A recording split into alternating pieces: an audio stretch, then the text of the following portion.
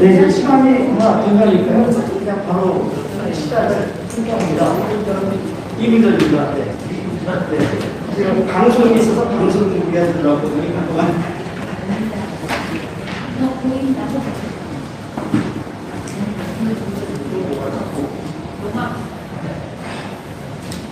네, 정식으로 시작하기 전에 제가 간단하게 오늘 진행되는 학술대의 대략이라는 말과 오늘 전체에 대한 간략한 설명을 위해서 말씀을 올리고 해야 될 것 같습니다. 첫째, 오늘 행사에 대한 개요라기보다는 오늘 행사 말씀을 좀 설명을 드려야 될 것 같습니다. 차 원장님 인사 나누시는 게 끝나면 바로 시작하겠습니다. 아까 말씀하신 인사를 하나 했습니다. 되게 이런 건 자기도 오시는데 중심적이시면 맞아 하시죠. 오늘 이 학술대회가 10월 달에 할 계획이었습니다. 그래서 이미 발표자분들은 10월 달부터 준비가 다 되어 있으신 상태였고요. 여기 계신 모든 분들이 다 잘 아시다시피 석사님께서 그때는 좀 많이 불편하셔서 이 시간이 좀 지나고 나면 12월쯤에 모시고 같이 할 수 있겠다라고 해서 미루는 데까지 최대한 미뤘습니다. 그런데 이제 더 이상은 연말에 마무리가 되는 게 시사업이어서요. 인천광역시 효행장려센터의 사업입니다만 휴학하고 같이 협업으로 준비했고요. 그래서 사실은 10월 달에 시장님 모시고 총장님 모시고 또 효의 날 행사 직후에 뒤에서 이렇게 좀 거대하게 할 계획이었는데 그리 하지 못했었다는 말씀을 드리고 오늘 그래서 이 자리에도 많은 분들을 모시지 안 했습니다. 안 하고 우리 차 원장님께서 이렇게 유튜브를 촬영하신다고 해서 사실 고민은 많이 했습니다. 왜냐하면 제가 지금 마지못해서 조용히 행사를 마무리하려고 하는 마음이기 때문에 좀 이렇게 집안에 어른이 불편하신데 뭐 잔치처럼 분위기가 될까 혹시 그래서 차원장님 준비해 주시는 데 좋을까 하고 제가 좀 많이 그냥 자제를 해줍사라는 그런 것을 공개적으로 사과 말씀드리고요. 그래서 오늘 토요일 정말로 우리 공부하는 분위기로서 학술적 토론자라고 해서 여기에 오신 분들 지금 지정 토론자들이 계십니다. 지정 토론자 1대1로 매칭하지 않았습니다. 네 분이 발표를 정도 해주시고 나면 저까지 해서 5명인데요. 저는 사실 그냥 이 진행을 위해서 제가 토론을 묻고요. 네 분이 이제 네 분 발표하신 거에 대하여 네 분이 코멘트를 해주실 걸로 부탁을 드리겠습니다. 그렇게 하고 시간을 최소로 줄여 다음에요. 플로어에 계신 분들께서도 한 말씀씩 같이 이 자리에서 들으시고 제안해 주시고 그렇게 되면 오늘 이 프로시딩이 토론자 발표문이 없습니다. 그야말로 그 주제 발표하신 네 분들만 실었고요. 오늘 토론자분들께서 다시 원고를 주시고 혹시 여기에서도 프로에서도 나도 한 말씀을 듣겠다라고 하신 분은 제게 메일을 주시면 이거를 책자로 다시 공식적으로 만들겠습니다. 그렇게 해서 왜냐하면 인천광역시의 보고에 대한 할 상황이어서 지금 이것은 프로스팅 갖고 수정이 되어야 되거든요. 그래서 발표하신 내용들을 수정하셔서 온전하게 되면 인천시에 계속 효행장려센터를 통해서 계속 보관할 수 있도록 그렇게 준비를 하겠습니다. 지금 현재까지 무려 한 3천만 원 정도입니다. 2번을 연구조사를 이미 해서 그것이 지금 시에 가서 자료로 쌓여 있거든요. 그래서 이것도 또 후속회의 자료가 되어갈 거다라는 말씀을 한번 더 드리고요. 제가 너무 길게 말씀드려서 죄송합니다. 그래서 바로 학술대회로 시작을 하려고 하고 앞에 사전 행사를 준비를 안 했었는데요. 오늘 감사하게도 또 조성윤 교육감님이 먼 길 초청을 안 드렸는데 이 행사가 있다는 것을 말씀을 들으시고 먼 길을 이렇게 와주셔서 그냥 넘어갈 수는 없을 것 같습니다. 그래서 간단하게 앞에 기념식은 계획을 못했었습니다만 사실 그 주체는 인천광역시 효행장려센터지만 학술대회이기 때문에 한국효학회의 이 주관으로 진행을 하고 있습니다. 그래서 한국효학회 학회장을 지난해까지 최승규 총장님께서 하셨다가요. 지난 봄 초에 저희가 아직 정기 초회를 하지 못했습니다만 이사회 서류로 이사회를 거치면서 김시우 교수님을 학회장으로 그렇게 추천을 올렸습니다. 그래서 사실 정기 총회의 공식 행사를 갖고 한번 조만간 해야 되리라고 봅니다. 그래서 오늘 이 순서는 김시우 교수님 개회사 말씀, 그 다음에 조성윤 교육감님 축사 말씀, 그 이후에 최용석 교수님께 그 사회 좌선을 넘기겠습니다. 모든 것은 최용석 교수님이 끝나는 시간까지 진행을 해 주시기를 부탁드리면서 저는 여기서 김시우 교수님 모시겠습니다.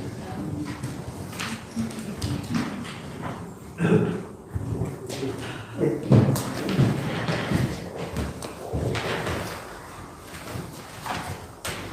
인사드리겠습니다.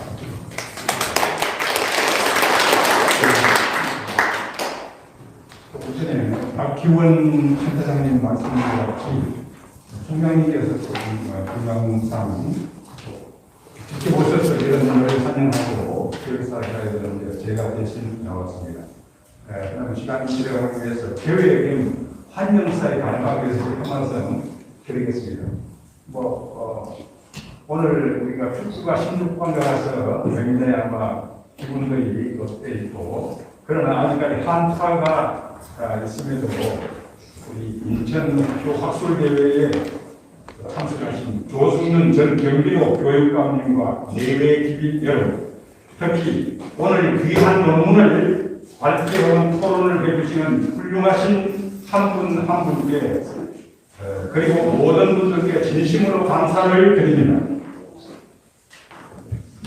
26년 전에 최승규 총장님께서 이 건물에서 세계에서 처음으로 현재로 유일하게 승산 또 대학을 설립하시고 지금까지 총장님으로서 몸과 마음을 다 바쳐 물질과 생명마저 담보하여 새로운 패러다임 효 HYO 하모니호를 체계화하고 변화하여 오셨습니다.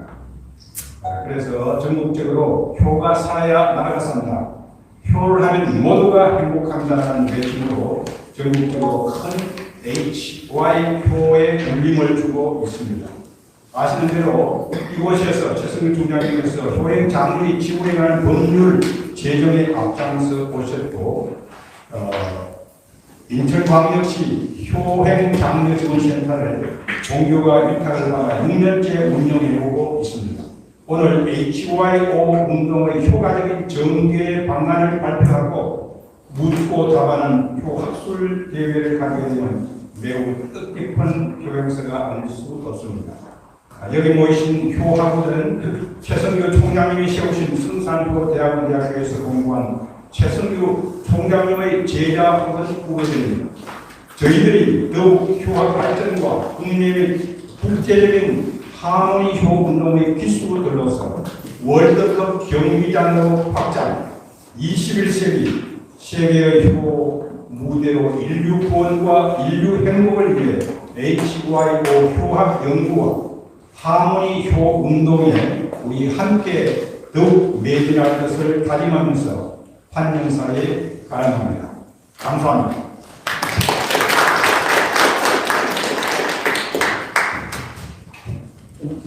교육감님 잠시 모시도록 하겠습니다. 마이크가 짧아서 나오셔서 축사 말씀.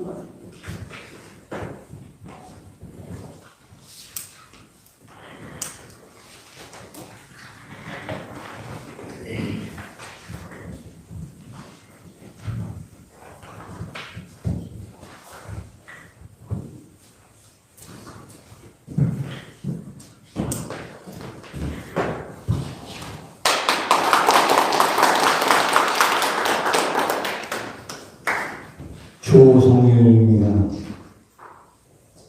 최승규 총장님의 빠르신 교육을 보면서 제가 축사를 할 건 없습니다만은 아마도 여기 모이신 가운데는 제가 나이가 제일 많은 것 같아요. 그래서 아마 제가 여기 나오게 된 것 같은데요. 저는 아직 나이가 없어요. 90이 되려면 조금 더 있어야 돼요. 그래서 나이 얘기는 저는 안 합니다.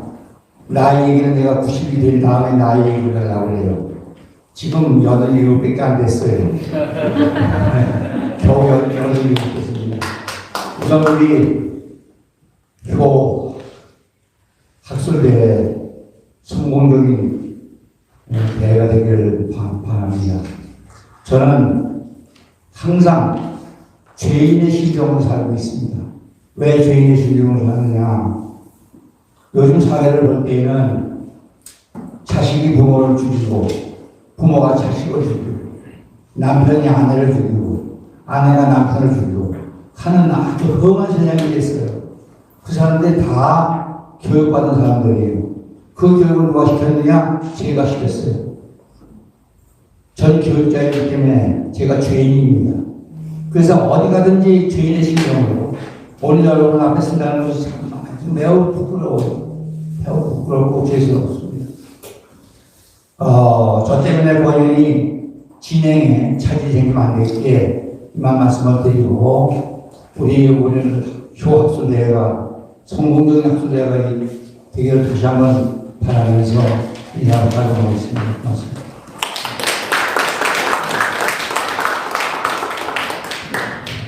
바로 이어서 이제 인천 효학술대회 시작하도록 하겠습니다. 너무 부족한데도 우리 네 분의 발표하시는 교수님들도 토론하시는 5분 우리 토론자분들 오신 모든 우리 분들 잘 이렇게 소개하고 진행하기 위해서 자장의 역할을 맡았습니다. 오늘 함께 참여해 주셔서 너무나 감사하고 최용석 인사드리겠습니다.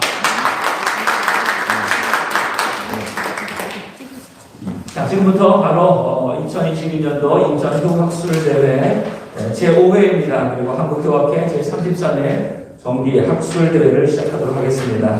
이번 학술대회 주제는 HYO 효운동의 전개 방안 묻고 답하다라는 주제로 진행이 되었습니다. 그래서 네 분의 발표하시는 분들, 또 토론하시는 분들 외에도 함께하신 모든 분들이 우리 HYO 효가 이제 앞으로 어떻게 더 활발하게 우리 대한민국을 살리고 우리 가정을 살리고 이 사회를 살릴 것인지 각자 가지고 또 고민하셨던 모든 생각과 마음들을 함께 토론하고 그것들을 정리하는 오늘 귀한 시간이 되었으면 좋겠습니다. 그래서 우리 대한민국 축구가 이제 16강 세계 월드 클래스가 된 것처럼 이 HY 효도 세계적인 월드 클래스의 효로 세상을 행복하게 하는 우리 효가 되기를 바라면서 우리 다 같이 박수로 시작하겠습니다.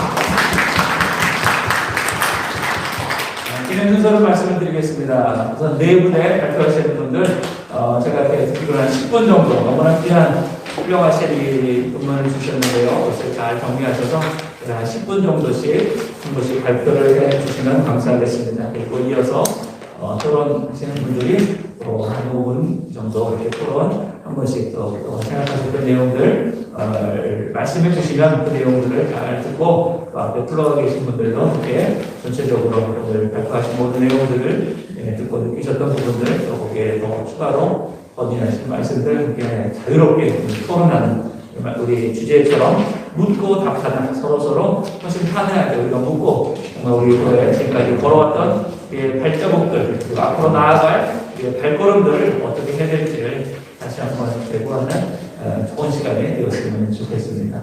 자, 그래서 오늘 첫 번째 우리 문봉수 교수님께서 후행 측면에서 본 노인 세대의 정보 격차 실태와 대책에 대해서 발표해 주시겠습니다. 우리 문봉수 교수님 박수 부탁드립니다.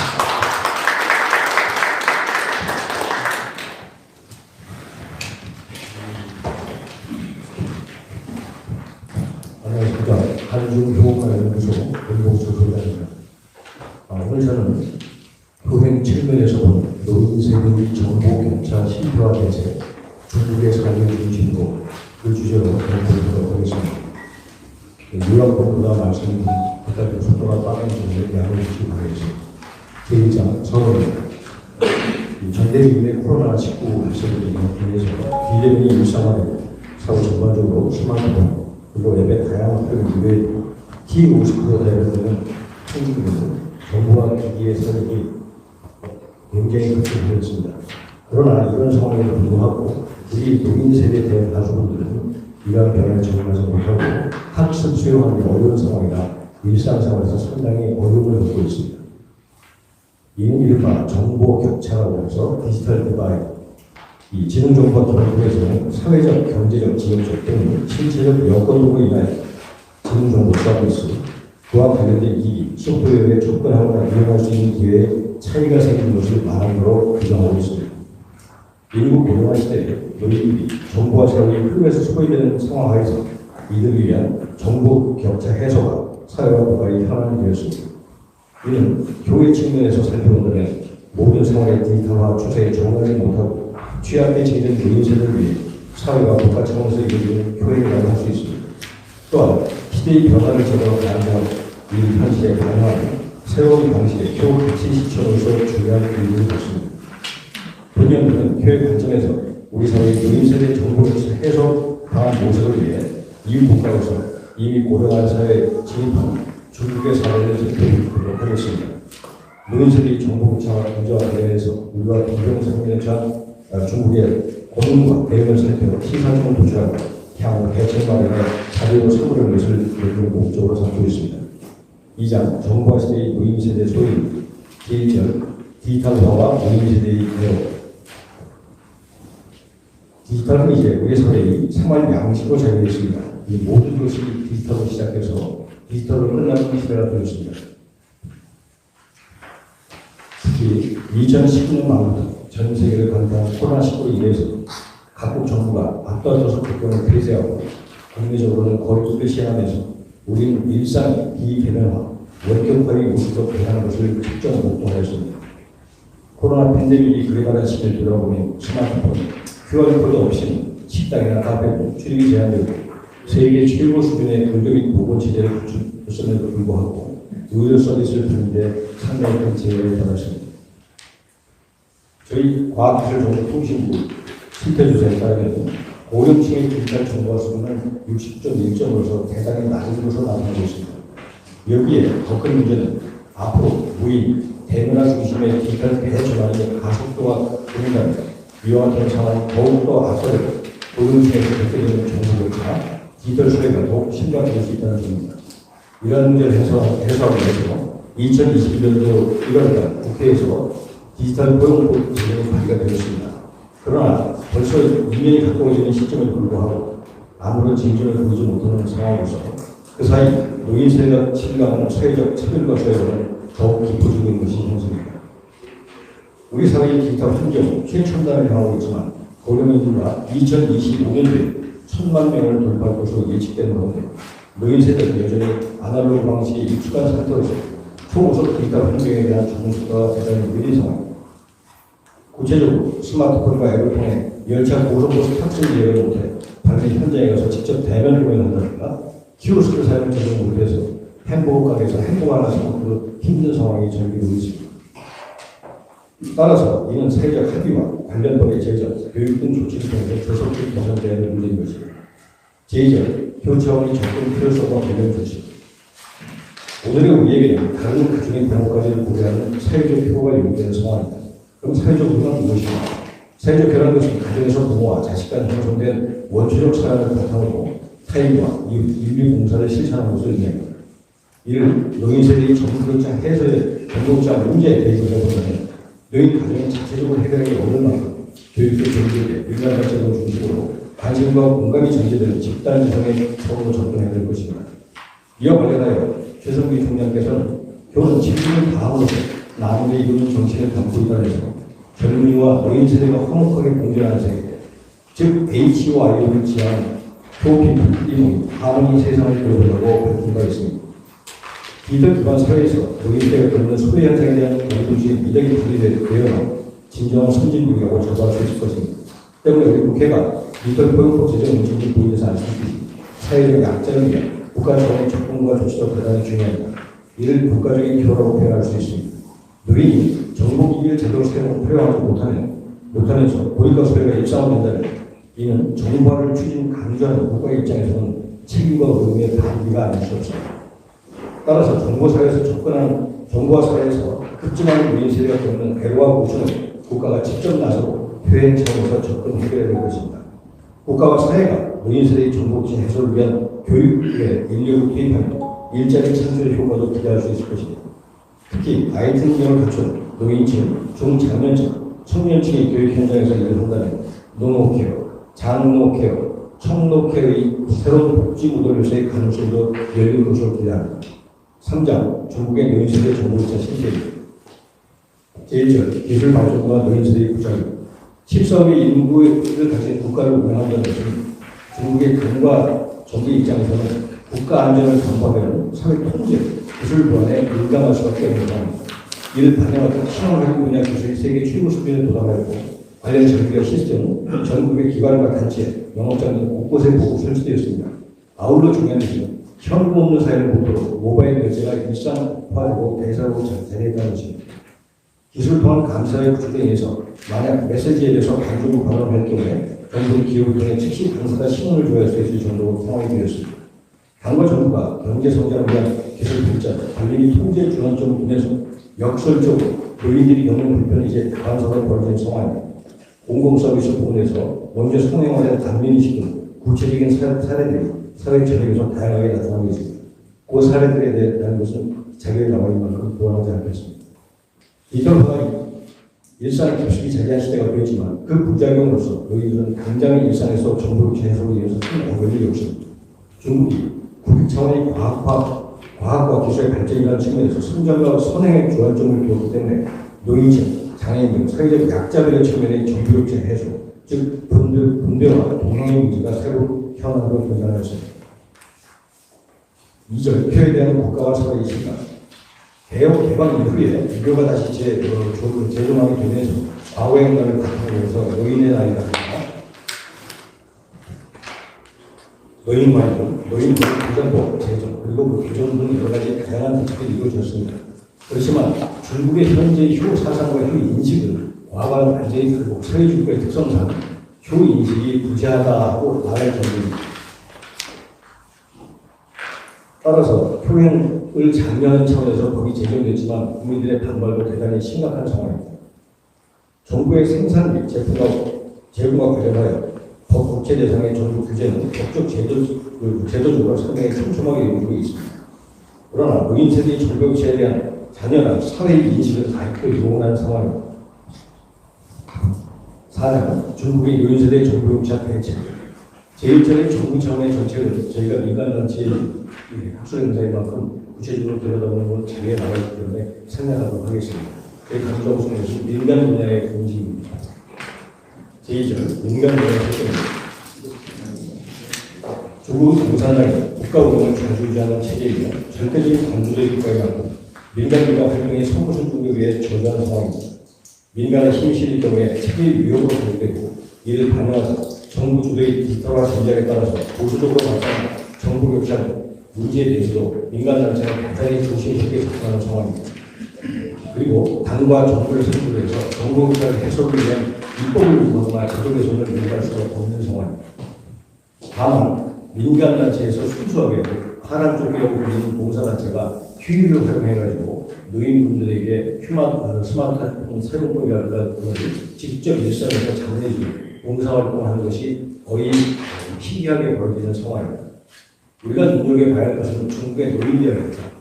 중국의 노인대학은 전국에 걸쳐서 약 7만 6천 개가 있고 이 노인대학에 재학하시는 노인분들이 1,000만 명이 넘습니다. 따라서 중국의 노인대학에서는 최근에 디지털 격차 해소를 위해서 정보화 기기, 카메라 활용, 스마트폰 활용 등 여러 가지 다양한 교육을 실시하고 있습니다. 이것은 우리가 한번 눈여겨볼 대목이라고 생각합니다. 자, 그럼 이제 마지막으로 결론입니다.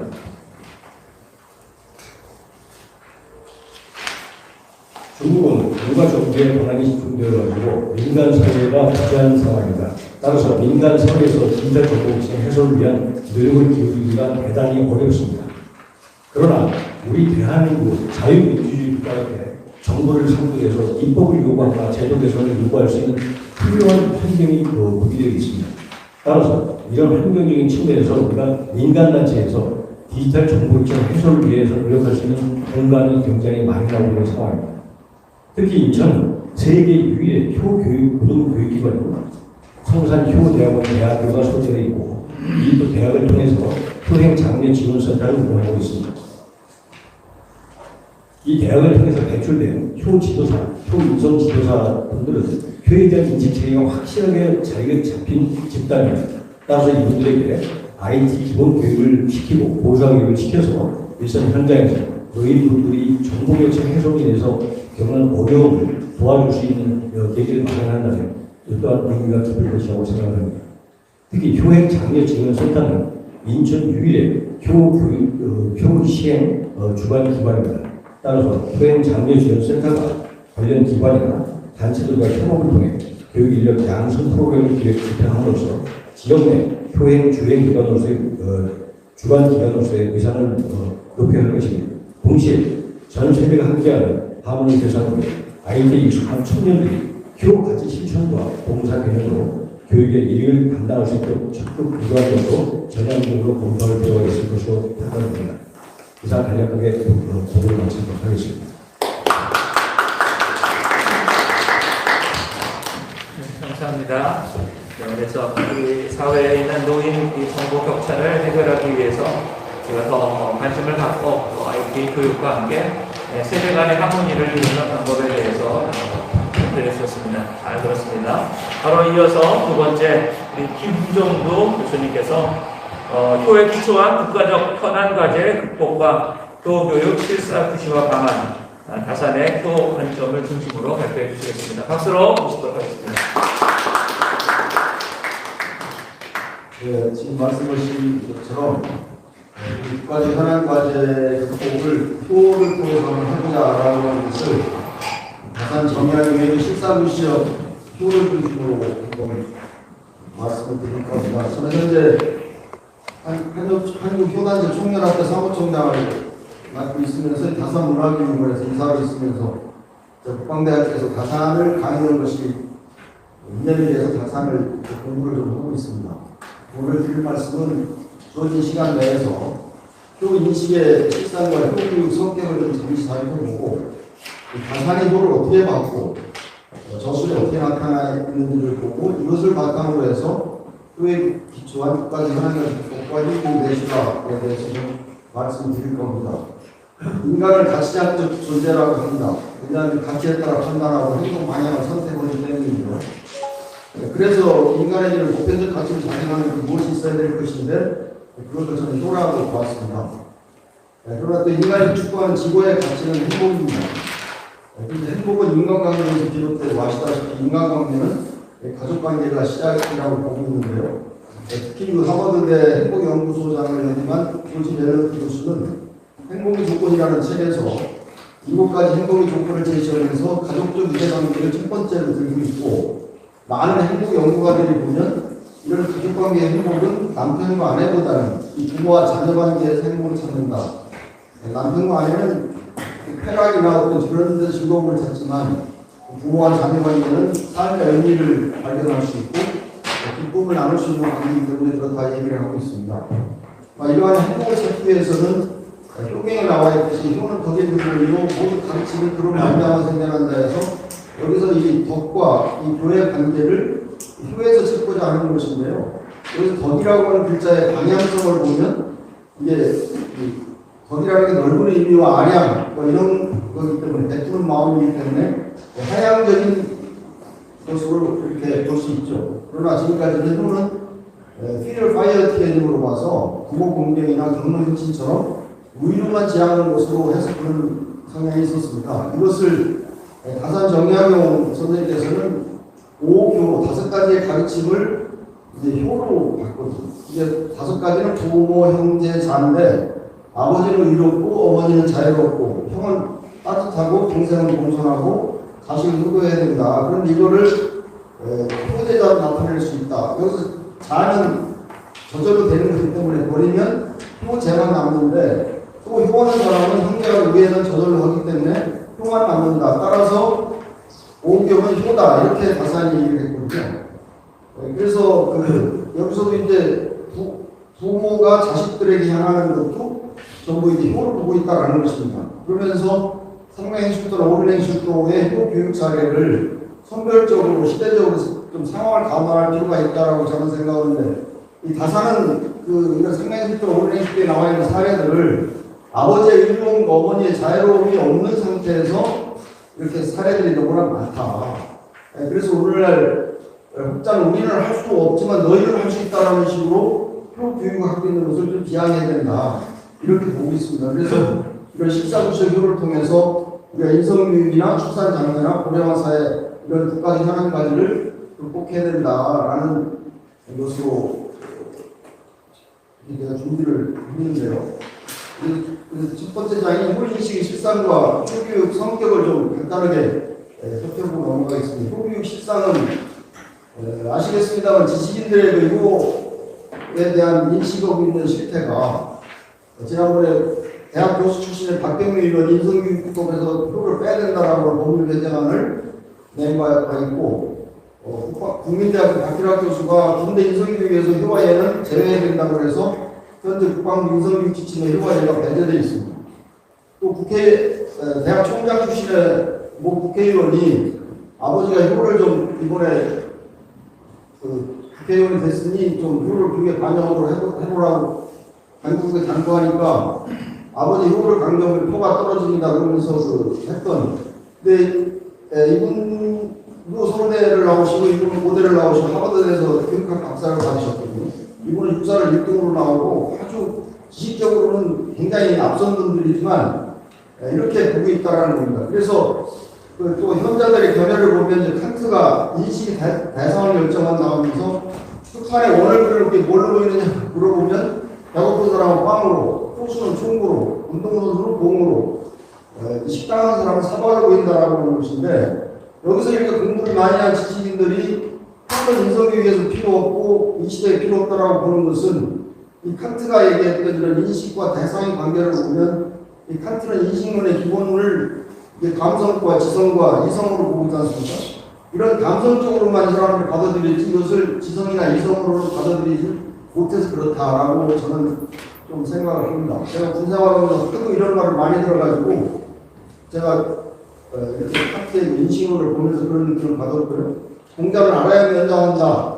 그 유한준 선생은 이제 아는 것만큼 볼 수 있다. 그래서 또를 제대로 알아야 된다. 이런 걸 좀 말씀드리고 이게 박경민 의원이 2017년도 8월 3일 날 우리 휴단체 연합회로 답변서를 보내온 겁니다. 그다음에 이게 박기락 교수가 2015년도에 주제 발표할 때 이게 논문집인데요. 이 박기락 교수가 발표한 논문은 이날 주제 발표지 안에 그런 내용이 들어있습니다. 그래서 교육 사례의 어떤 시의성에 대해서 이런 나무꾼과 선녀라든지 신청인이랄지 손실매화랄지 향극사지랄지 이런 것은 지금으로 보면 말도 안 되는 사례들인데 이것이 후사례로 알려지고 있는 것은 또 특히 다산이 여주론이라든지 이 정명론을 세우고 있는 거라든지 이런 잣대를 다산이 볼 때는 이 오교라고 하는 잣대를 볼 때 이러한 사례는 이것이 잘못된 것이다. 이런 신령스러운 이런 것들은 누구한테 알릴 수 있는 것들이 아닌데라고 하면서 비판을 해서 오늘날도 이제 교에 대한 이런 사례를 우리가 좀 고려해서 이제 사용을 해야 될 텐데요. 그래서 이 효의 성격을 글자를 통해서 보면 이 가산이 자설이라는 글에서 이 글자를 구조를 분해해서 보면 그 글자가 가지고 있는 뜻이 있다. 이것을 설문해자라든 보더라도 여러 가지 나와 있습니다만 이런 이제 생각한다 부모자식 관계가 이것은 부모가 자기 서로를 위한다. 물질적으로 말이죠. 이걸로 보면 하모니호 아니겠습니까? 굉장히 알고 있듯이. 이 교육이라는 글자는 인도할 글자와 합친일치 복자가 합쳐져서 그런 의미고 또 효도 글자와 아버지 부 그런 글자가 합치면 여러 가지 이런 의미가 있는데요.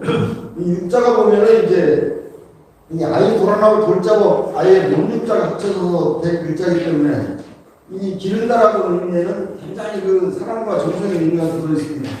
그래서 오늘 아까 축사해주신 조성민 교육감님께서는 항상 이 교육이라고 하는 글자를 볼 때는 이 교자보다는 육자에 우리가 더 무게를 두고 바라봐야 된다 이러시는데요. 그래서 이제 여기서 이거는 교육이고 교육은 삼파수배다라고 소크라테스가 얘기를 했는데 산모와 산파가 아이를 제대로 낳으려면 이 산파와 산모가 호흡이 맞아야 되듯이 우리가 교육을 하면 교육자와 피교육자가 호흡이 맞아야 된다. 그래서 효교육은 사랑이고 사랑과 정성이 합쳐서야 되고 이것이 이제 덕으로 이렇게 나타나야 된다. 이렇게 볼 수 있습니다. 그 효의 인식의 과정과 이 기본 원리를 저 나름대로 제가 정립을 좀 한 내용인데, 사람은 그 거울 신경이 있기 때문에 누구나 본받게 돼 있다는 것이고, 이것이 오래오래 영향을 미칠 수 있도록 우리 교육계에서 이걸 이끌어줘야 되는데, 뭐 시카고대 허츠슨 총장 사례가 있습니다만, 이렇게 하기 위해서는 코어 밸류라고 하는 핵심 가치가 있어야 된다. 그래서 인성교육진흥법에서 이렇게 핵심 가치를 8가지로 정해놨는데, 여기서 효를 빼야 된다라고 하는 이런 대학 교수 출신의 국회의원 얘기했다라고 하는 것은 그분의 어떤 인간성이 나빠서가 아니라 그분이 효를 잘못 인식하고 있기 때문에 그렇다라고 하는 것을 우리가 인식을 해야겠습니다. 그 다음에 효인식의 과정은 그냥 되는 게 아니라 이 지정의 행위라고 하는 어떤 게 아느냐에 따라서 이것이 행동으로 나타나는데, 우리가 효경을 사람들이 효는 실천이다라고 다들 얘기를 하지만 이 실천이라고 하는 것이 너무나 어렵기 때문에 효 실천이 잘 안 되는 겁니다. 그거 잘 아시지 않습니까? 저도 뭐 어머니 100살 넘게 돌아가셨지만 10년 동안 매주 어머니 초대될 때 우리 아내를 설득해야 되고 우리 딸들을 설득해야 되는데 이게 굉장히 어렵더라고요. 그래서 우리가 이런 효를 행동할 때는 교육자로서는 알려주고 느낌을 받게 하는 게 중요하지, 다짐하고 행동을까지 강요하다 보면 우리가 실패를 할 수 있다. 특히 오늘 21세기를 살아가면서 생활행실 또는 15세기, 오늘의 또는 18세기 될 것들인데, 이런 것들을 오늘날 이렇게 생각 없이 인용하다가는 상당히 전문의도 효를 왜곡당할 수가 있다. 이런 걸 말씀드리는 것이고, 제가 그 후에 기본 원리라는 걸 5가지로 좀 정리를 한 게 있어요. 이게 뭐냐면, 산수를 하려면 국단을 외워야 되고, 영어를 하려면 알파벳을 외워야 되듯이, 효를 누군가에게 교육을 하고 설득시키려면 이런 5가지 원리를 좀 알아야 되겠더라. 그래서 첫 번째가 이제 경천, 하늘을 경외하는 삶을 살고, 효를 살고, 사랑과 공경의 원리를 작용하고, 관계와 조화의 원리를 작용하고, 그 다음에 그 의로움과 정의, 독성의 원리를 작용하고, 자기 성실과 책임의 원리를 작용한다. 이런 것을 가져야 우리가 누군가에게 효를 왜 가르쳐야 되고, 어떻게 가르쳐야 된다라고 하는 것들을 이런 데서 이렇게 생각해낼 수가 있다. 그래서 이거를 제가 정리를 해놨는데, 자, 이런 것을 가산을 어떻게 봤을까? 이 가산의 세계 주기를 보면 이 18이라는 숫자하고 상당히 연관이 되어 있거든요. 75년인데 3살까지는 어머니, 아버지 스라에서 자랐고, 이제 18년씩 4주기를 살았는데, 공부할 때 18년 동안은 대여 존치, 부모의 뜻을 절대 존중하는 삶을 살았고, 정조의 지구를 받은 18년 동안은 입신양명의 효를 실천했고, 유배미 저술을 하는 동안은 가족사랑, 학비처들이라든지 유배제에서 보는 편지를 보면 가산의 가족사랑이 굉장히 많이 담겨져 있죠. 그 다음에 유배에서 풀려나가지고는 그 어떤 계지술사, 이 앞에 정신 가문에서 그동안 발전시켜 나왔던 그 8대 옥당이라고 하는 그 정신을 그렇게 이어서 펼치는데 굉장히 많은 노력을 했어요. 그래서 이런 것들을 효와 연관이 되는데, 이분이 이제 500여 권의 책을 썼는데, 그 책을 저도 뭐 다는 못 읽어봤지만, 제가 읽으면서 효에 대해서 이렇게 제 마음에 와 닿는 얘기들을 노트에 적은 것들을 오늘 이렇게 해봤어요. 근데 시간이 좀 설명하기는 어렵고, 효와 재를 인과 덕으로 연결해가지고, 이분은 가산하게 바탕이 효제 자거든요. 이분이 그렇게 밝혔어요.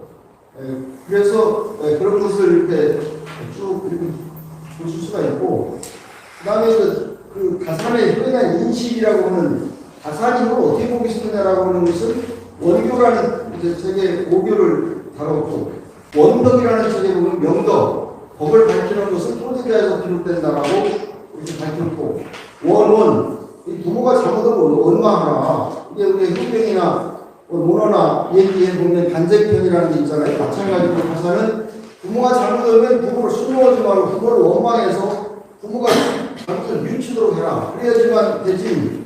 그러지 않으면 아버지가 잘못하면 집안 전체가 잘못하는 걸 인식되니까 그래서는 안 된다. 그랬고, 이제 국사학교 권영문이라는 데 보면 그 효율자의 행동이라는 것들을 좀 비판했죠. 이 신경스러운 것은, 이를테면 손가락을 따라서 피를 내니까 아버지가 나왔고, 똥을 맛보니까 아버지 병세가 있어서 그걸 또 살도 낫게 했고, 얼음에 가서 들어오고 들어오니까 얼음 속에 인어가 튀어나왔고, 눈 속에 축춘이 나오고, 호랑이가 땅을 긁어가지고 호랑이 등판해서 이런 얘기들이 많이 나오는데, 이런 것은 신령스러운 것이가 누구한테 얘기해서는 안 되는 것들인데, 이런 것들을 이렇게 해서 상을 받아먹고 그런 것도 잘못했다. 특히 열부를 해서 남편이 병으로 죽었는데 아내가 따라 죽으면 그 아내를 열부라는 칭호를 주고 정령을 세워주는데 이건 대단히 잘못된 것이다. 뭐 이렇게 남편이 죽으면 시부모를 모시고 자식들을 보살펴야 될 여자가 생목숨을 끊었는데 그거를 잘 죽었다고 정리해주는 것은 대단히 잘못됐다. 뭐 몽리신세 보면은 그 몽리가 한 것 자체가 지금이기 때문에 그 효는 지극한 것이기 때문에 함부로 신체적으로 보고 뭐 불감해서 해주시라고 했는데 이런 건 잘못됐다. 유배지에서 자제되어서 표현이 보면 우리 효제를 많이 강조했거든요. 그래서 이러한 효의 뭐 기본적인 인식과 효에 대한 어떤 기본 원리 이런 걸 나타내고 다산의 그 생각을 빌려가지고 하나님까지를 좀 생각해보면요. 제가 볼 때는 효와 관련된 국가적인 상황이라면 저는 인성교육, 그 다음에 출산 장려, 그 다음에 고령화 문제라고 봅니다. 인성교육이 지금 2015년도에 만들어졌지만 이게 효가 바탕이 되지 않고 절대 안 된다고 생각하는데 시중에 나와 있는 인성교육 체제에 보면은 효를 다루는 인성교육 체제 없어요. 제가 쓴 인성교육 체제 아닙니다. 그러면서도 인성교육은 가정교육이 중요하다고 얘기하고 있는데 이런 것들을 아마 다산의 글을 보면 정말 이건 반성해야 될 일이거든요. 이 출산장려는 수요자, 여성들의 중심의 정책으로 이게 추진이 돼야 된다라고 지금 3포 세대라고 해가지고 뭐 연애도 포기하고 뭐 결혼도 출산 다 포기하는데 지금 2006년도부터 뭐 380조 2천억을 쏟아부었어도 지금 출산율이 계속 줄어들고 있는데 이것은 수요자인 여성들을 중심으로 하지 않고 있어서 그렇다. 뭐 이렇게 하는 걸 가지고 제가 글을 좀 썼고 고령화 문제는 젊은이들은 지금 3포 세대라고 하지만 노인들은 3포 세대라고 하거든요. 이 세 가지 고통이 이제 병고, 빈고, 고건데 노인이 우리나라의 자살률이 제일 높은 것은 이 노인들의 외로움 때문이라고 저는 생각합니다. 제가 분석하기로는. 그렇기 때문에 이 외로움을 노인들을 해결해 주는 것은 효 교육을 어렸을 때부터 하고 정말 부모님들, 늙으신 부모님에게 전화도 드리고 찾아뵙고 하는 이런 노력들이 있어야 되거든요.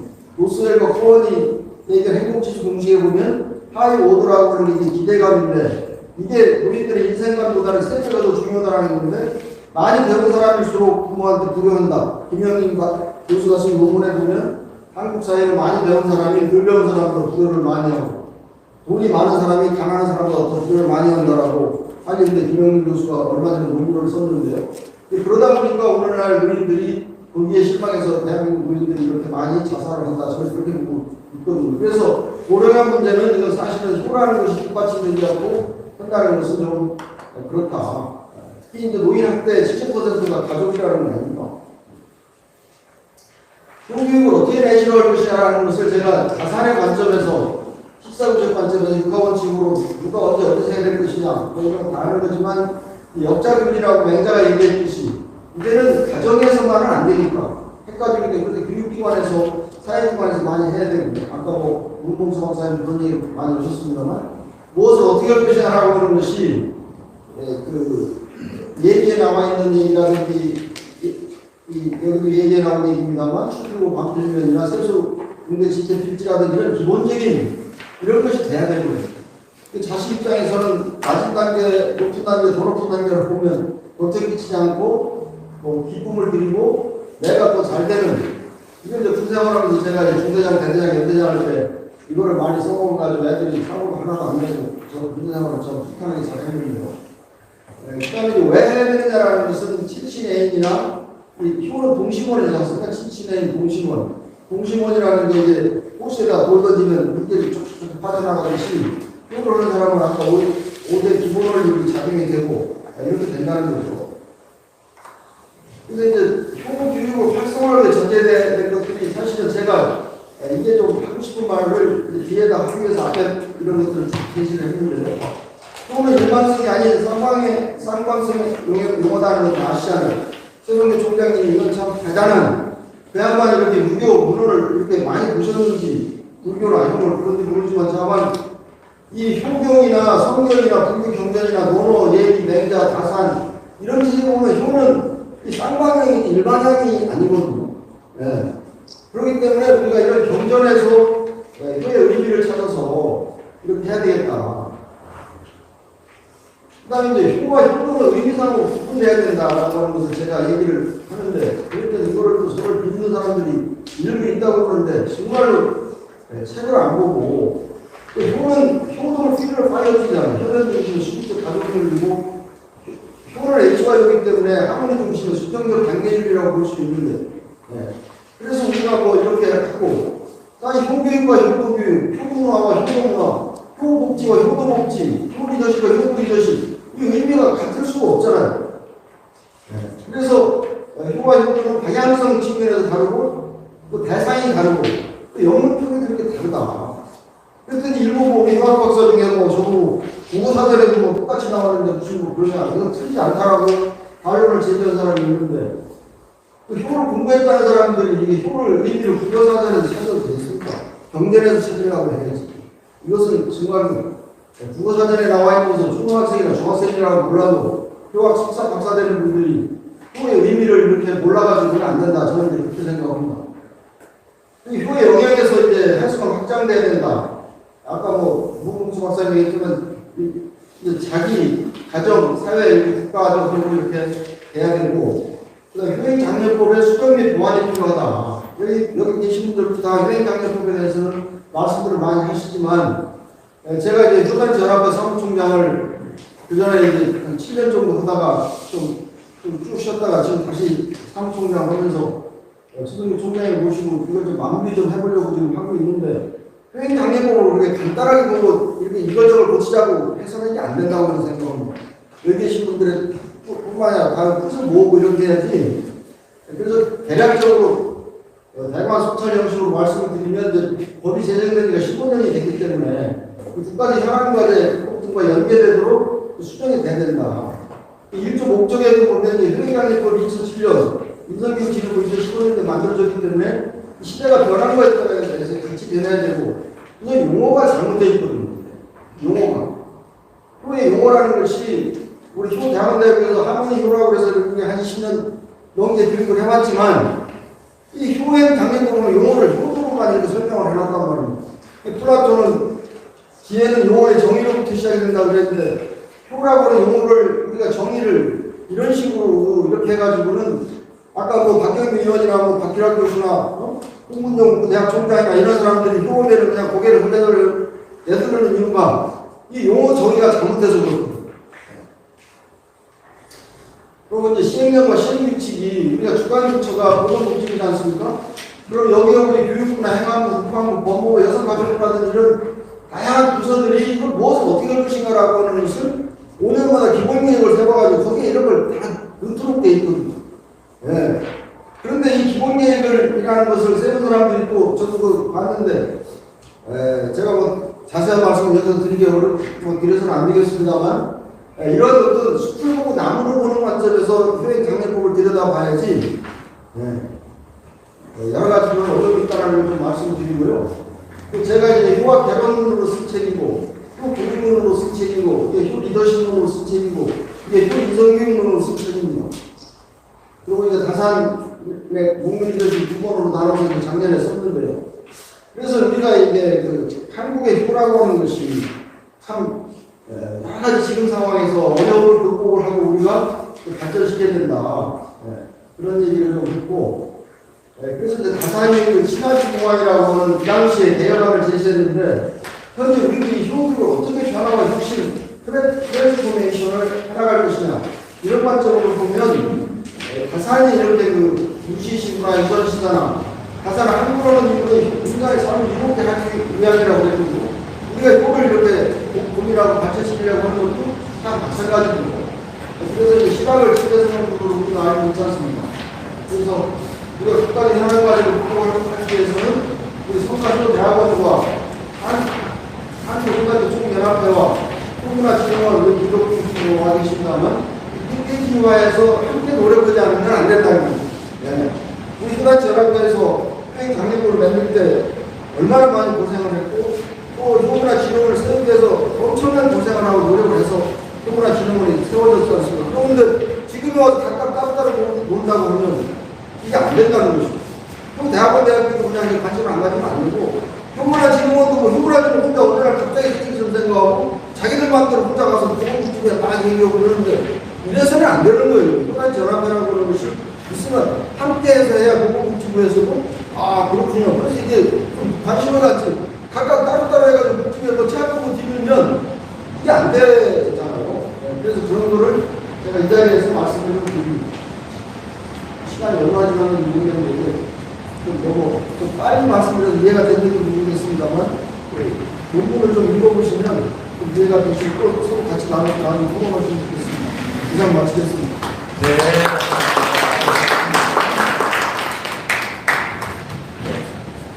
국가적 현안 화제를 어떻게 우리가 해결할 것인가에 대해서 다산의 실사구시적인 그래서 우리가 그때 의연한 어떤 이 일방적인 강압적인 도가 아니라 실제적으로 우리 다음 세대들을 잘 교육할 수 있고 그런 부분들을 우리 국가적 모두가 힘을 합하여서 대한민국을 함께 살리는 방법을 제시해 주셨으면 감사합니다. 지금 우리 김동규 교수님, 네, 주제인대로 박수로 모시겠습니다.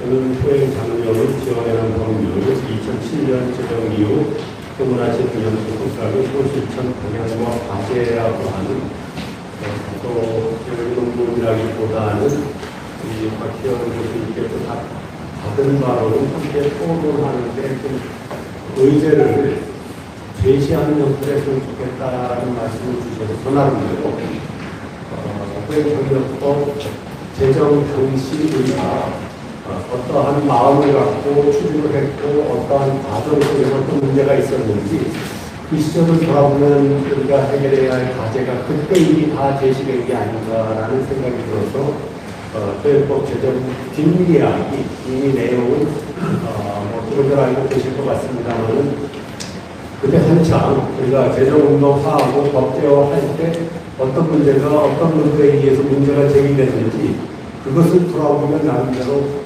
추구해야 할 방향도 찾아줄 수 있지 않겠나라는 생각이 들어서 정리를 해보았습니다.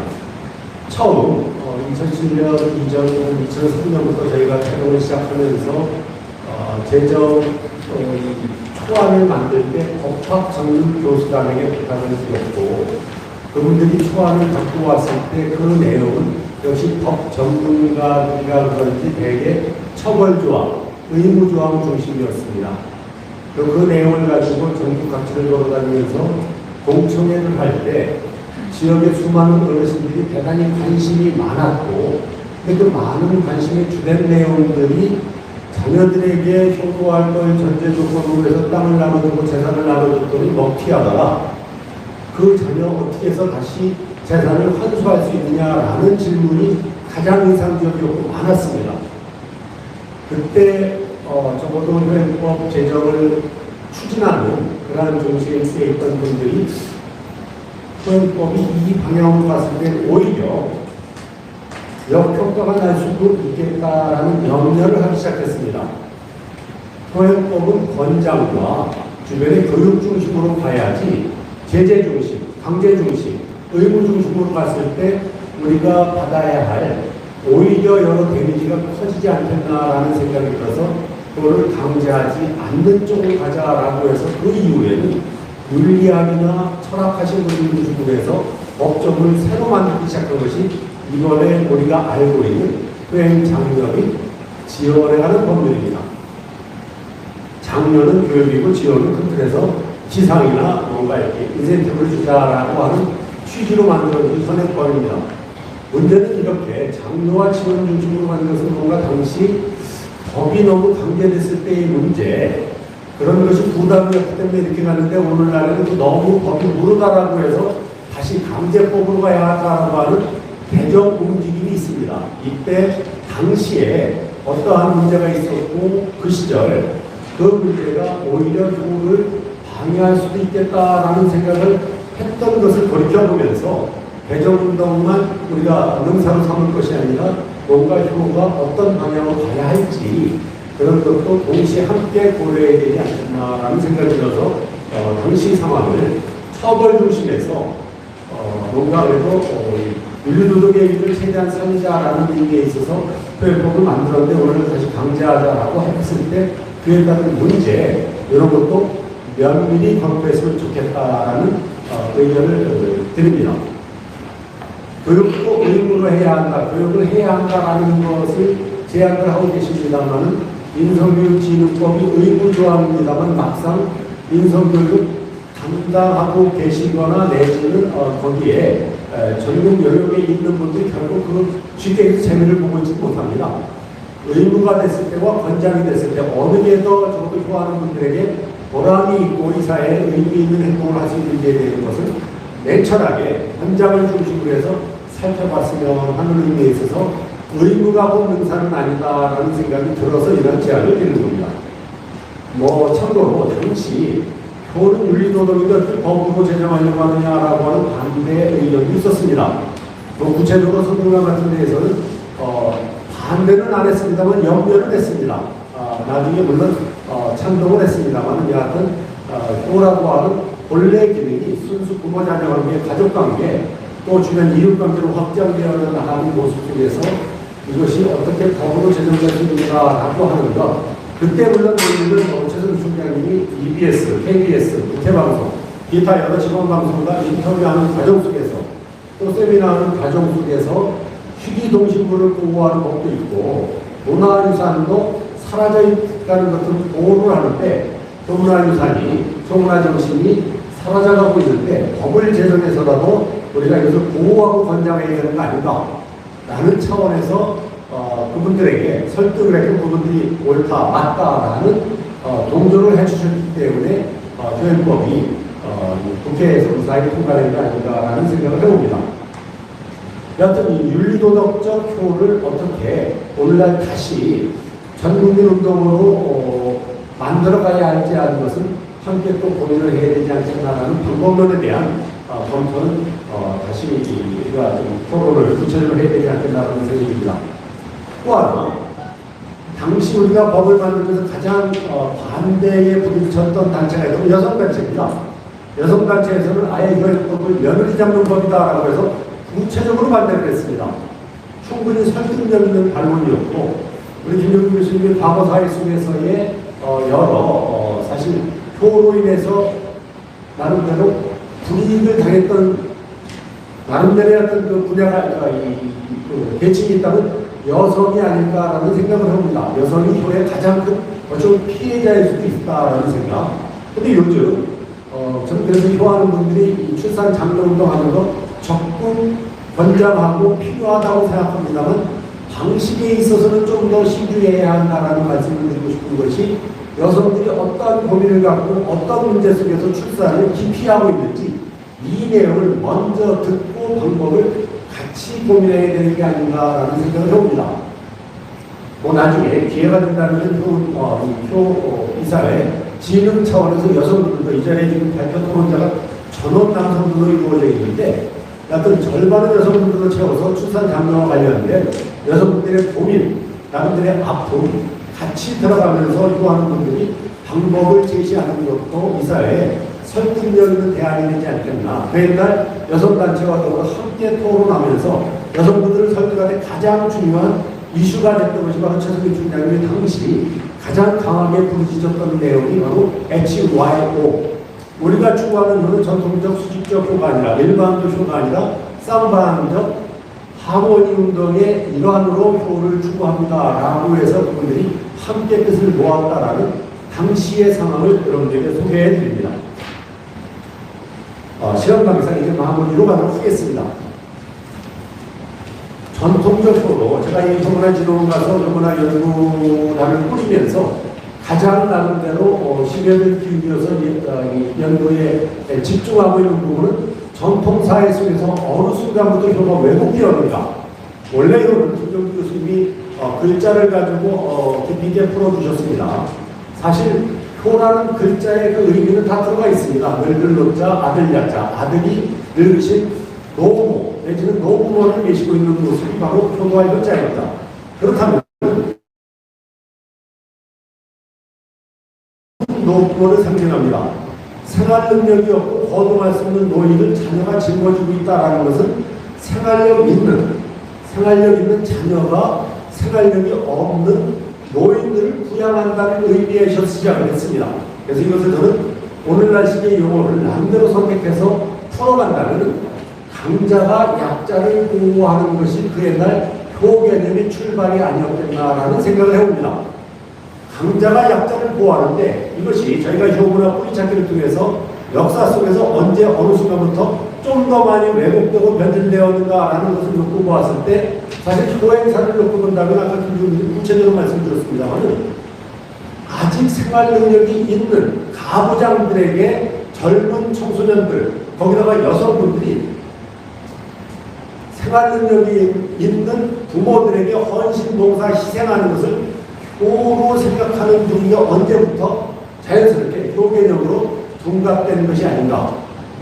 이때 효개념이 순종 복종이 강조된 것이 아닌가라는 생각을 해봅니다.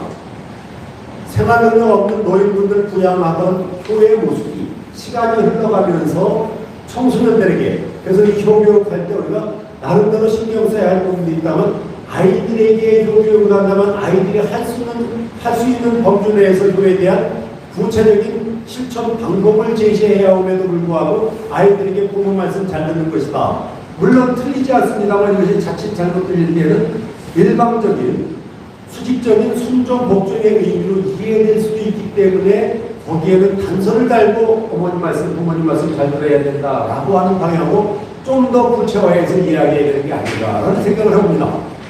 그런 의미에 있어서 강자가 약자를 보호한다라는 것은 노인복지가 중시되는 오늘날 고령사회 속에서 대단히 중요한 현대적 의미를 담고 있는 것이 바로 효가 아닌가라는 생각을 해봅니다. 우리 문봉수 교수님도 노인분들에 대한 이야기를 통해서 적어도 이 사회에 어떠한 식으로 해서 노인분들의 어떤 삶을 좀 더 편안하게 할 것인가라는 구체적인 방안을 제시해 주셨는데 같은 생활 능력이나 이 사회에서 뭔가를 하고 싶어도 더 이상 몸이 안 따라가고 조건이 안 따라가는 그런 분들에게 강자할 수 있는 사회, 국가, 젊은이들이 그네들에게 어떤 일을 해야 하는지에 대해서는 좀 더 구체적으로 살펴봐야 되지 않겠나. 그렇다면 효개념의 글자에 나타난 것이 강자가 약자를 보호하고 부양하는 지들이다라고 한다면 이것은 효운동 차원에서 노인복지운동을 함께 병행해도 이 사회에 적절한 논리가 나올 수 있지 않겠나라는 생각을 해봅니다. 참고로 48페이지 중간에 자유라는 말이 나와 있습니다만 한자 오자가 나서 지정해 줍니다. 자유로울 자자가 아니라 아들 자자입니다. 여하튼 하모니의 의미로서의 효, 하모니의 영예놀기의 의미로서의 어떤 그 효과, 보자자요, 김종국 교수님이 목청껏 강조해 주셨던 쌍배한적 원리를 최대한 활용해서 이 사회에 필요한 원리로 간다면 복지의 기본 흐름과 맥을 같이 한다면 좀 더 설득력이 있지 않겠나. 그래서 나름대로 효개념을 강자의 약자 보호 기능으로 이야기한다면 좀 더 이 사회에 가까이 갈 수 있지 않겠나라는 생각이 들어서 저 나름대로 효개념을 글자에서 찾자라는 의미로 제시를 했습니다. 이제 마지막입니다. 그런 데서 중요한 것은 어떻게 할 것인가. 구체적인 실천 방법으로 성경 치유, 여기가 이제 성산효대학원이고 저도에서 교수 생활을 하다가 이제 나가서 또 다른 방법을 제시하면서 연구를 하고 있습니다만 적어도 개념은 강자가 약자를 보호한다라고 하는 큰 틀에서의 어떤 의미를 갖고 구체적으로는 어떻게 할 것인가. 처음 출발은 자녀가 부모에 대한 관계 속에서 출발을 했다면 좀 더 확장되어 나가면서 7단계, 7방향으로 이야기한 것이 현대 치료 실천 방향으로 성경에서 찾은 성경 치료가 아닌가라는 생각을 해봅니다. 그렇다면 우리가 각지 있는 처소에서 이 7가지 효개념을 어떻게 적용할 것인가라고 하는 것은 대단히 중요한 우리의 어떤 이 방향 제시, 시사점이 있지 않겠나라는 생각을 해봅니다. 전하는 대로 연구단에서 연구하면서 구체적으로 그럼 너는 무엇을 하고 있느냐라고 하는 것을 선생님들이 꼭 질문하신다면 그렇기 때문에 저는 역사 속에서 언제 효를 가장 많이 왜곡시켰는가, 언제 많이 효가 변질되었는가. 원래 효는 강자가 약자를 보호하였는데 어느 시점부터 효가 왜곡 변질되었는가. 이것을 집중적으로 파헤치면서 제가 효문화 연구총서를 나름대로 전문 연구자들과 함께 저술을 내면서 효문학 뿌리 찾기. 그래서 그 뿌리 속에서 언제부터 적어도 뿌리의 손상이 갔는가라고 하는 것을 연구하다 보니까 우리가 나름대로 위대하게 생각하는 그 뿌리 시절도 있겠다라는 생각이 듭니다. 마지막으로 하나만 말씀드리고 마무리하도록 하겠습니다. 효문학 뿌리 찾기 하는 과정 속에서 아까 삼강행실도 구체적으로 우리 김종국 교수님 말씀 주셨습니다만 삼강행실도가 나온 것은 바로 세종대왕 시절입니다. 세종대왕 시절 조선 500년 동안 효를 가장 강조하신 분이 세종대왕이십니다. 하지만 그 시절 삼강행실도를 통해서 효를 강조하다 보니까 삼강의 내용이 대개가 자녀들과 여성들에게 집중적으로 부담을 주는 내용을 갖고 당시 세종대왕이 효자 연려 추천하라라고 하는 강한 메시지를 각 지방에 내려보내면서 증거를 반드시 기록해서 올려라. 증거 중심주의를 갖습니다. 그렇다면 그 전까지만 하더라도 저희들 통계까지 냈습니다. 역사 효문학 뿌리 찾기 그 자료를 내면서 근거 자료를 제시하면서 엄청난 걸 발견했습니다. 세종대왕께서 분명한 증거 사례를 제시하라. 그만큼 가짜도 많이 추천되었기 때문에 아마 증거 중심주의로 세종대왕이 그런 명을 내리지 않았겠나 싶습니다만 증거를 찾다 보니까 눈에 띄는 증거 주로 손가락 자른 사람들, 허벅지 살 뺀 사람들, 또 동네 사람들 다 보는 데서 효를 내면 3년상, 6년상, 8년상, 9년상 치는 사람들, 눈에 띄는 효자들이 주로 추천되기 시작합니다. 퍼센테이지에 있어서 그동안 아침 저녁으로 부모님께 문안 인사 올리고 뭔가 평상 속에서 잘했던 효자들은 추천 대상에서 많이 줄어듭니다. 그리고 증거가 분명한 사람 중심으로 해서 효자들이 추천되더라. 그 어떤 사람들이 가장 큰 효를 추천해보니까 연려 가운데서는 아까 이 다산이 가장 염려했던 남편 따라 죽은 여자들은 100% 시상받습니다. 효자들에게 있어서 자기 몸을 훼손한 사람들이 가장 구체적인 증거가 있습니다. 세종대왕한테 가장 많이 드러납니다. 신체 훼손 효자들. 결국 우리가 세종대왕을 최고의 성공으로 이야기하면서 효를 강조했습니다만 그 시절 효가 주로 증거 중심주의로 가면서 우리에게 가장 큰 부담을 주었던 희생적 효가 그때 이후로 늘었던 게 아닌가라는 생각이 들고 다만 조선 중기 이후로 다시 이런 효자들이 줄기 시작합니다. 정확한 통계 자료를 이제 저희가 효문학 뿌리 찾기 이제 조선 후기편 남았습니다. 정조대왕 시절을 연구하다 보면은 아마도 오륜행실도가 정조대왕 시절에 나오는데 삼강과 오륜의 차이는 제가 여기서 설명드릴 기회는 없습니다. 시간은 없습니다. 여하튼 삼강과 오륜의 차이는 엄청난 적어도 저희들 철학을 하는 사람들에서는 큰 차이가 있는데 정조대왕 시절 이후로는 많이 달라지지 않겠나라는 생각을 하고 막상 조선 중기까지 통계를 놓고 보았을 때 희생적, 쉽게 말해서 이 할구단지형 효자는 툭줄 줍니다. 또 연녀들도 남편 따라 죽은 여자들은 많이 줍니다.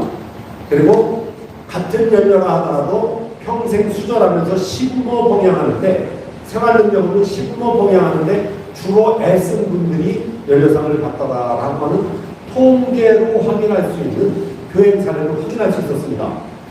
효문학 뿌리 찾기를 통해서 이러한 역사 속에서 구체적으로 어느 시기에 어떤 일들이 있었는지 이걸 찾는 것은 저희가 연구 성과로서 대단히 보람 있는 하나의 제시할 수 있는 눈에 띄는 성과가 아닌가라는 생각이 들어서 뒤쪽에는 그런 내용을 실어놓았습니다. 나름대로 토론 주제 중심으로 한다고 했는데 사실 이 뒤쪽에서 이야기가 길어졌습니다만 아무튼 나름대로의 성과가 있었다라는 것을 그들에게 보고드리면서 제 발표는 마치겠습니다. 감사합니다.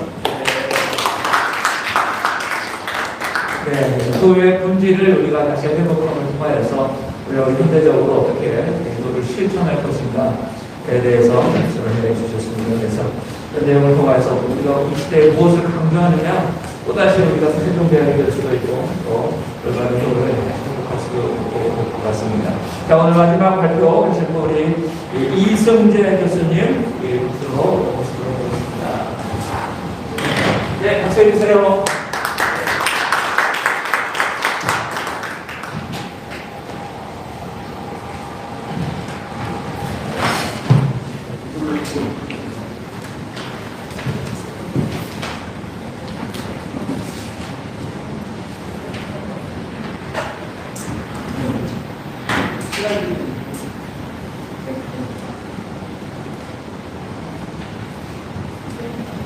네, 안녕하십니까.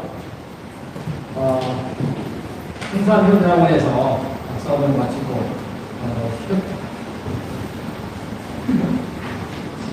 현장에서 지금 노인 문제를 다루고 있는 이승재라고 합니다.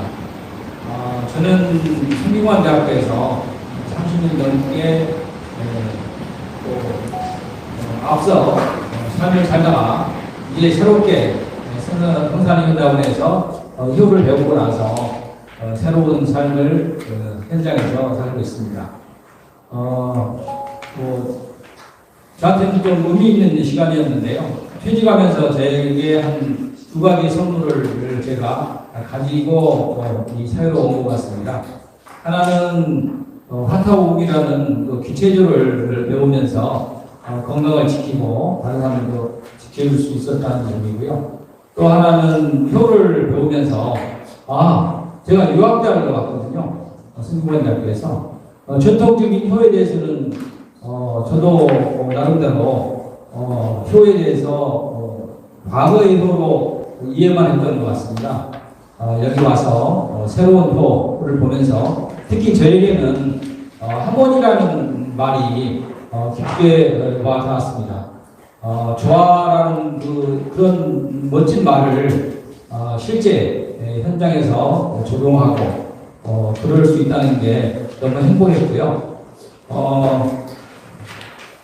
영예도 올 텐데요. 제가 학교에서 입학 사정관 실장을 했었습니다. 그래서 학생들, 대학생들 인성교육도 하고요. 그 다음에 진학 지도도 하고 그렇게 영을 만나다가 효대학을 나오고 나서 이제 올드, 저희 어머니가 치매가 있으신데 치매 노인분들하고 현장에서 생활하면서 효의 어떤 현장적인 실천적 측면을 많이 보고 있습니다. 자세한 내용은 잘 보면서 잠깐 설명드리도록 하겠습니다.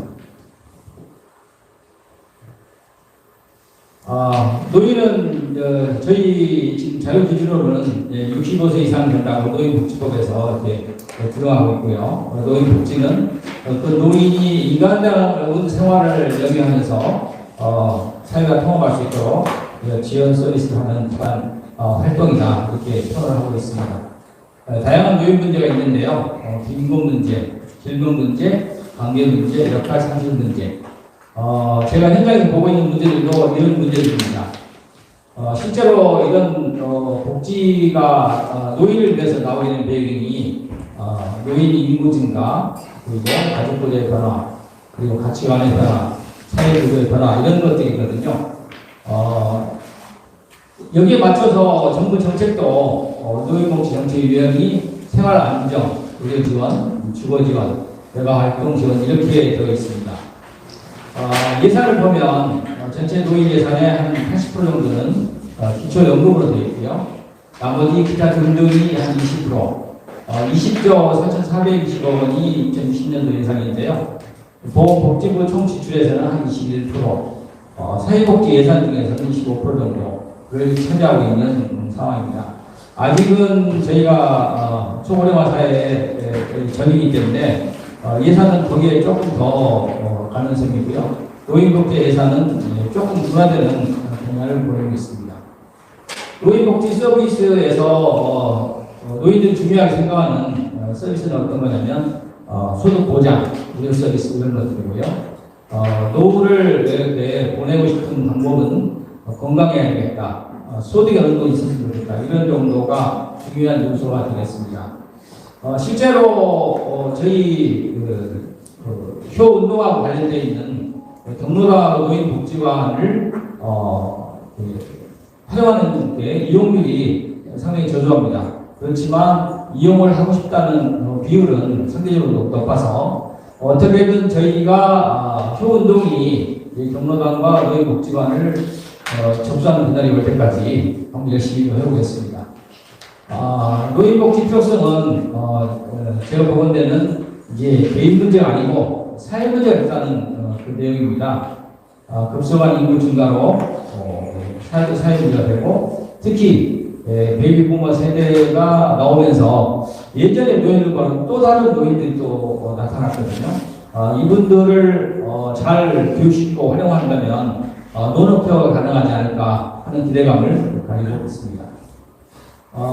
제가 보는 관점은 아까 하모니로서의 효가 노인 문제, 우리 사회 문제를 해결하는 근본적인 치유 도구로서 사용할 수 있다고 생각하는데 그 중에서도 노인 문제는 효가 사회윤리 토대이고 가족 기반의 그런 윤리 체계이기 때문에 그렇고 아까 눈이 앞서 교수님들이 말씀해 주신 전통적인 효에서 새로운 효로 지금 탈바꿈하는 시기에 어떻게 하면 이걸 좀 잘 이렇게 현장에 접목시켜볼까 하는 고민이 필요한 것 같습니다.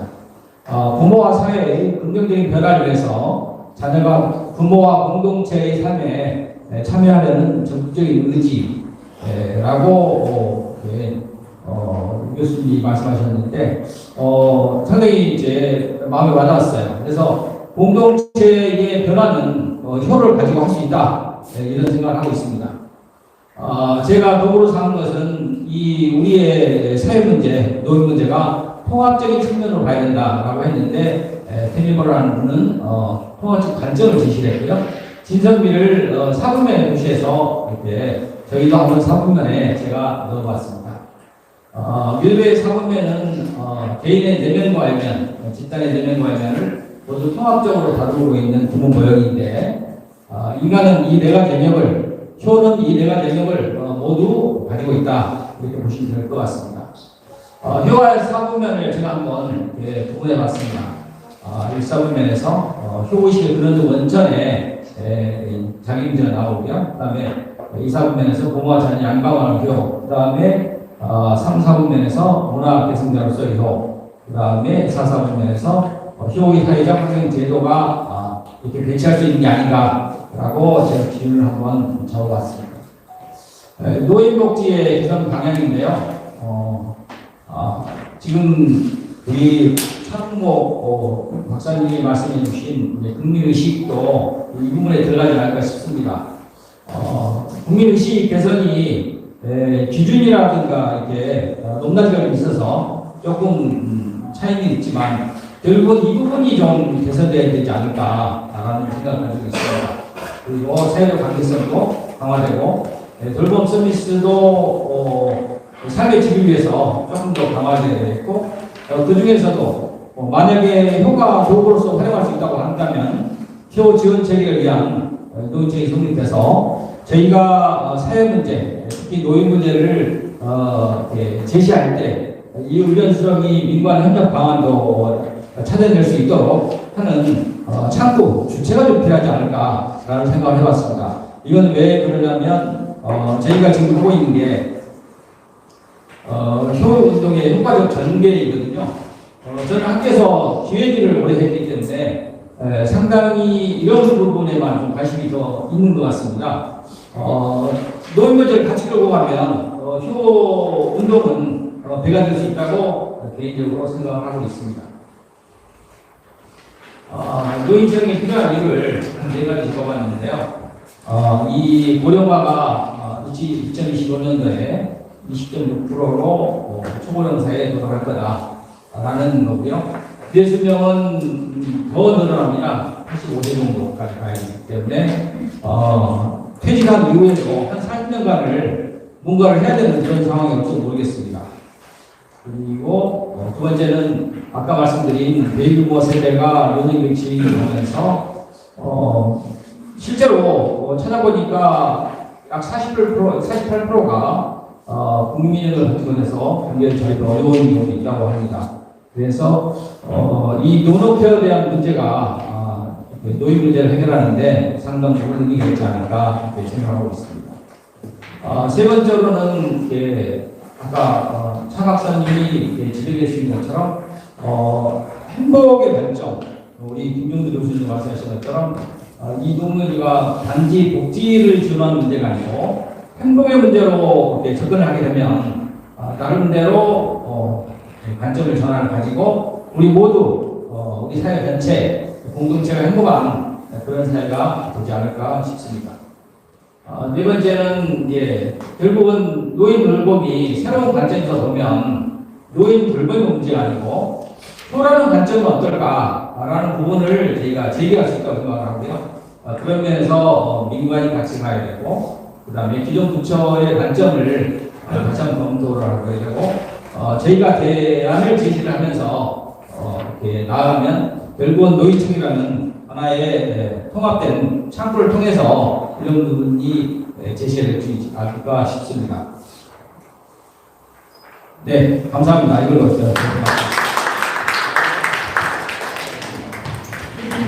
통합적인 관점에서 노인 문제를 해결할 수 있도록 우리가 다시 한번 생각해 볼 수 있게 하고요. 구체적인 방법들에 대해서 제시해 주셔서 감사합니다. 네 분의 열정적인 발표 잘 들었습니다. 10분 정도 시간을 들었는데 여러분 많이 바꾸셔서 감사하고요. 자, 이제는 이제 토론 대안을 발표해 주시면 감사하겠습니다. 그래서 우리 황민수 교수님, 차정모 원장님, 조기현 원장님, 그리고 최주영 목사님, 마지막 박경 교수님에서 한 번씩 어떤 내용들 개인적으로 해서 그렇겠지만 전체적으로 있었던 부분을 말씀해 주시면 더 감사드리겠습니다. 함진수 교수님, 발표 부탁드리겠습니다. 잠시 안 쉬고 그냥 하실까요? 어떻게 쉬고 할까요? 제가 하시지 않을까요? 네, 그러면은 지금 3시까지인가요? 2시까지인가요? 3시까지죠? 3시까지 잠시 쉬었다가 그럼 발표 토론을 하겠습니다. 네, 수고하셨습니다. 네.